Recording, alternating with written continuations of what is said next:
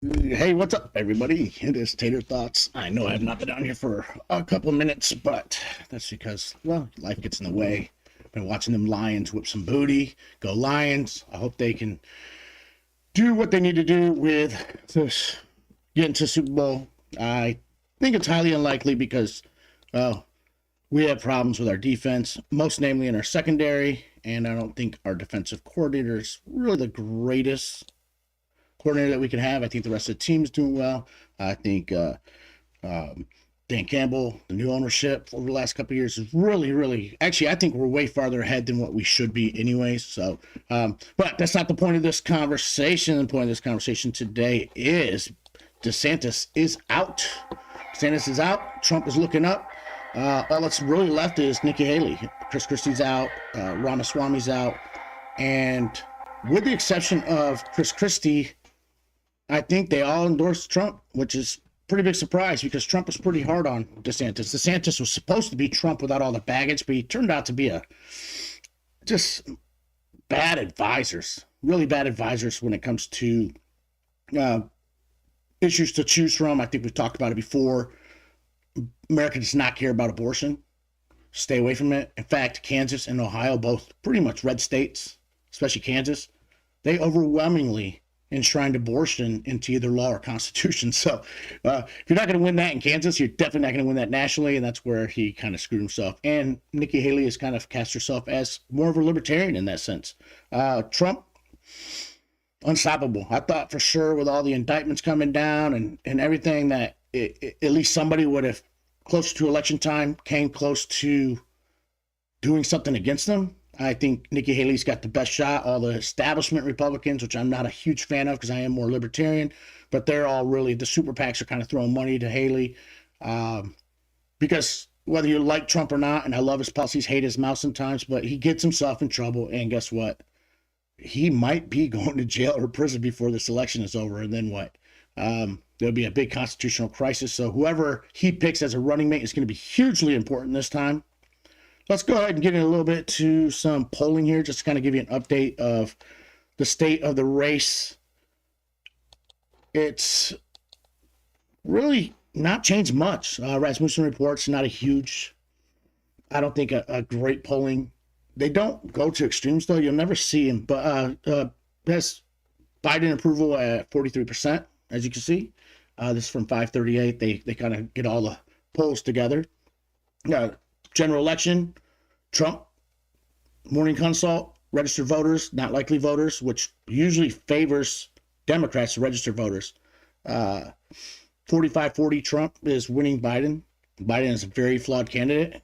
I know he's going to start harping on his economic record, which when you go by just jobs, yeah, he's been pretty good. Stock market's hit a new high, but man, that inflation. Went to Walmart the other day. Walmart of all places, getting food, and the food prices are just outrageous now. I mean, even at Walmart. And I usually try to avoid Walmart because of, well, you can go look up people of Walmart website, and that's why. Just kind of a trashy place, but prices are always the best. I go there, and I blew $300 on a cart of groceries that really wasn't a whole lot. I mean, so it's kind of a little bit weird. So people are anxious about that. Gas prices are starting to inch up here in West Virginia. It was $2.59, $2.79 a gallon. Now it's $2.99 a gallon everywhere. So starting to hit that three. It's not going to be good for Biden. He's just been a dismal president, starting with the Afghan pullout and everything else. He's just been not a very good president. The media is the one that propped him up against Trump, and I know people are going to talk about election interference and stealing and all that stuff, but really the media won that for him, just like they did with Obama's first term especially. I mean, the guy didn't even leave his basement, and he still won the election. So how that happened, I don't know. Let's go back to some polling here. This is New Hampshire. Haley's staying between 35 and 41 in all these polls, and Trump is between 51 and 62%. So the most favorable poll is from the dailymail.com, who sponsor JL Partners. 651 likely voters has Trump up just by 10 points, which is not bad considering how Trump has really just dominated. Insider advantage, Suffolk University, they have Trump 57-62, Haley at 38-35. Worst one is Trafalgar Group. I don't know how reputable they are, but they have Trump up by 23. I'm sorry, the worst one is Insider Advantage. 850 likely voters has Trump up by 27. So let's see what's going to happen here. Does she have staying power? I like Nikki Haley. I think she was good. I do worry because a lot of female Republicans go to Washington and turn pretty liberal. I don't know if she'll do that. Lately, a lot of Congress women are in Washington. They're some of the most conservative. Lauren Boebert come to mind. So Michelle Bachmann of Minnesota, she went to Washington and she was in Minnesota and she was doing good. Let's look at this Morning Consult. This is why Republican primary, the average had DeSantis only 12% against 75% for Trump. That's why he saw the writing on the wall, got out. Let's just go back 2 days. American Research Group did 1,100 adults and 1,001 registered voters, and it made no difference. Adult registered voters, Biden's disapproval rate is at 54% to 40%. That's dismal. He'll never win an election that way. There's a lot of time between now and November, though, so let's just see what happens. There is a Democrat primary going on. Phillips versus Biden. Phillips 16, Biden 61%, according to likely voters, 467 likely voters, Emerson College, and American Research Group also, American Research Group did 600 likely voters, same time frame, and they found it to be 54-32. I've never even heard of Phillips, but, that's just the way it goes. And we're not going to get too deep into this.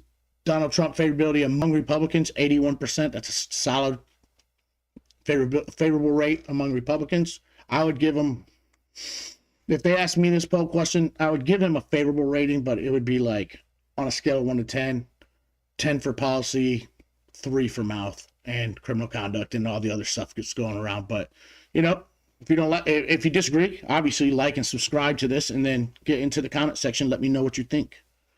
Let me know what you think about that. Biden favorability. Oh, let's go with Trump's overall favorability among registered voters of all political stripes. He's got a pretty decent 46% to 51%. You'd think with the way the media beats up Trump that he would have a horrible mismatch there. He'd be below Biden. But the same Morning Consult asked the same people, and he actually polls 2% better than the 44% that they have Joe Biden as a favorable president versus unfavorable. And then Nikki Haley has slightly the highest at 47% favorable, but 32% unfavorable. That means a lot of people just don't know who she is yet. This is where Trump's going to come in. He's already started hammering. Trump is the best at defining his opponent before they can define themselves, and he's already starting to hammer just like he did with anybody else. So that's your election update. Here's my prediction still. Prediction is that it's going to tighten up.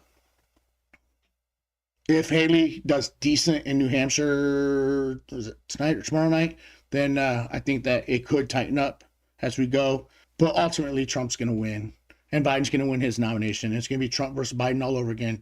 And I think Trump has a really good chance of winning. I worry if he gets convicted, if people are going to just sit out, or is that going to drive more people to the polls? Because he has really defined the Biden family, rightfully so in many ways, crooked, especially with Hunter Biden. So, and he's framed this as them trying to take out a political opponent, which we don't do in America. So, to really underscore everything for at least the state crimes, I think that we need a federal law that says that all crimes committed by a president, while president, that's not covered under his immunity, should be prosecuted at the federal level only.